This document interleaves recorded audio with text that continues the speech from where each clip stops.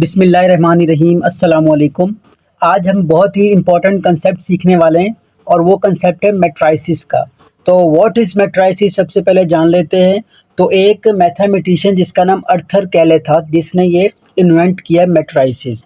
तो जो मैट्राइसिस की जो डेफिनेशन है वो है रेक्टेंगुलर अरेंजमेंट ऑफ एलिमेंट्स, यानी कि आप अपने एलिमेंट्स को रेक्टेंगुलर ब्रैकेट के अंदर भी शो कर सकते हैं, लिख सकते हैं। ठीक है, तो हम सिंपलेस्ट फॉर्म में ए बी सी डी या फिर 1 2 3 4 इस तरह एलिमेंट्स अपने लिखते हैं। तो अर्थर कैले ने ये कंसेप्ट दिया, क्यों ना हम इसको इस तरह और इस तरह भी लिख सकें, यानी कि रो वाइज और कॉलम वाइज भी लिख सकें। तो जो इस तरह होती है वो रोज वाइज होते हैं, जो इस तरह के मैट्राइसिस होते हैं वो कॉलम वाइज होते हैं। तो ये छोटा सा इंट्रोडक्शन मैट्राइसिस का था। तो अब इसके बाद मज़ीद जो है इसको डिफाइन करेंगे। अब उसके बाद है ऑर्डर्ड मैट्राइसिस। तो ऑर्डर्ड मैट्राइसिस हमारे पास क्या होता है बेटा? ऑर्डर्ड मैट्राइसिस होता है कि नंबर ऑफ रोज और नंबर ऑफ कॉलम को ऑर्डर ऑफ मैट्राइसिस हम कहते हैं। अब देखें यहाँ पे कितनी रोज हैं, इस मैट्राइसिस के अंदर 2 रोज हैं और 3 कॉलम हैं। तो हम इस तरह भी लिख सकते हैं कि इसके अंदर 2 रोज हैं और 3 कॉलम हैं। तो ऑर्डर लिखने का ये सही तरीका है। अब इसके अंदर रोज कितनी हैं? 1 2 3। अब 3 रोज हैं इसके अंदर और कॉलम्स कितने हैं? 1 2 कॉलम हैं। ठीक है, तो इसको लिखने का ये तरीका है और इसी मेथड को हम कहते हैं ऑर्डर्ड ऑफ मैट्राइसिस, यानी कि रोज और कॉलम लिखने का जो मेथड है। ठीक है, अब इसके बाद हम जो है वो पढ़ेंगे टाइप्स ऑफ मैट्राइसिस। तो टाइप्स ऑफ मैट्राइसिस में सबसे पहले हमारे पास टाइप्स आती हैं रो मैट्रिक्स।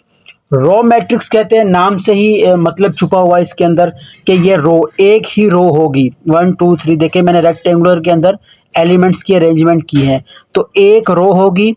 ऐसी मैट्रिक्स को, ऐसे मैट्राइसिस को हम रो मैट्रिक्स कहते हैं। ठीक है, और सेकंड पे है कॉलम मैट्रिक्स। कॉलम मैट्रिक्स जैसा कि हमने रो मैट्रिक्स पढ़ी कि उसके अंदर एक ही हमारे पास रो होगी, और कॉलम मैट्रिक्स में हमारे पास सिर्फ एक ही कॉलम होगा जो आपके सामने मैंने लिखा हुआ है 1 2 3 4। अब जिस तरह देखें 1 2 3 ये क्या थी? रो वाइज थी। अब ये क्या है? कॉलम वाइज हैं। तो जो चीज़ हमारे पास मैट्रिक्स में मिली होगी कॉलम में, तो वो कॉलम मैट्रिक्स कहलाएगी। ठीक है, अब उसके बाद नंबर 3 पे है स्क्वायर मैट्रिक्स। स्क्वायर मैट्रिक्स की जो डेफिनेशन है कि number of rows and number of column is equal, मतलब दोनों के जो रोज हैं और कॉलम दोनों हैं वो क्या होंगे? आपस में बराबर होंगे। अब देखिए मैंने एक एग्जांपल के तौर पे यहाँ पे एक मैट्रिक्स बनाया है कि 1 2 3 4। अब कितनी रो है? Row number 1, row number 2, column number 1, column number 2, यानी कि इसकी रो भी हमारे पास 2 हैं और कॉलम भी 2 हैं। तो इसका ऑर्डर हम इस तरह बना सकते हैं कि 2 रो मल्टीप्लाई बाय 2 कॉलम, यानी कि number of rows and number of column आपस में बराबर हैं। अब नंबर 4 पे हमारे पास है rectangular matrix. Rectangular matrix is the opposite of square matrix. जिस तरह स्क्वायर मैट्रिक्स में हमारे पास number of rows and number of column equal थे, अब इसमें ऐसा नहीं होगा। इसमें number of rows and number of column is not equal, आपस में बराबर नहीं होंगे। अब देखिए इसमें कितनी रोज है हमारे पास? रो नंबर 1, रो नंबर 2, कितनी रोज हो गई?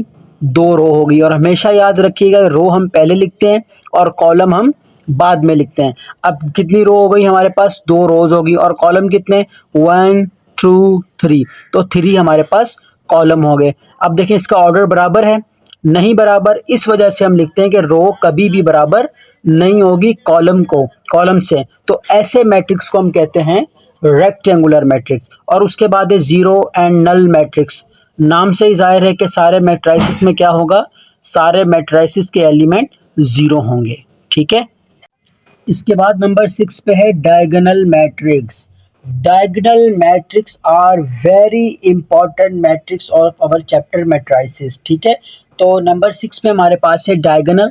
तो डायगोनल के 2 हिस्से होते हैं। अब डायगोनल बजाय तो एक कंसेप्ट है। अब डायगोनल कहते हैं कि अब अगर हमारे पास स्क्वायर मिला हो या रेक्टेंगल मिला हो, तो इनके जो ये और ये वाला पॉइंट आपस में जब मिले, तो ऐसे प्रोसेस को हम कहते हैं डायगोनल। ठीक है, ऐसे प्रोसेस को हम क्या कहते हैं? डायगोनल। अब हमारे पास देखें ये रेक्टेंगल है, तो इसका पहला जो है वो पॉइंट वो लास्ट वाले पॉइंट से मिल रहा है और सेकंड पॉइंट जो है वो थर्ड पॉइंट से अटैच हो रहा है। तो ये वाला जो कंसेप्ट है इसे कहते हैं डायगोनल। तो तो डायगोनल का कंसेप्ट है, उसमें दो चीज़ें हमारे पास दी होती हैं, स्केलर एंड यूनिट। तो स्केलर और यूनिट को हम बाद में डिस्कस करेंगे, सबसे पहले डायगोनल। अब डायगोनल की डेफिनेशन ये है कि मैट्रिसेस में जो डायगोनल वाला हिस्सा है, डायगोनल वाले हिस्से में एलिमेंट्स जीरो के अलावा होंगे और बाकी एलिमेंट्स जीरो होने चाहिए। ये डायगोनल की एक शर्त है कि डायगोनल में डायगोनल प्लेस पे जो वैल्यूज़ हैं वो हमारे पास कभी भी ज़ीरो नहीं होंगी, बल्कि ज़ीरो से ज़्यादा होंगी, 1 2 3 4 5 होंगी, और बाकी जो एलिमेंट्स हैं वो हमारे पास ज़ीरो होंगे। तो ऐसे मैट्रिक्स को हम कहते हैं डायगोनल मैट्रिक्स।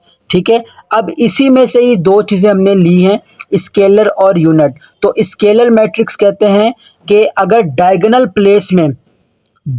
प्लेस में सेम एलिमेंट हमारे पास आ रहे हैं, सेम एलिमेंट, जिस तरह 6 6 6 है तो 5 5 5 भी हो सकता है, 9 भी हो सकता है, 7 भी हो सकता है।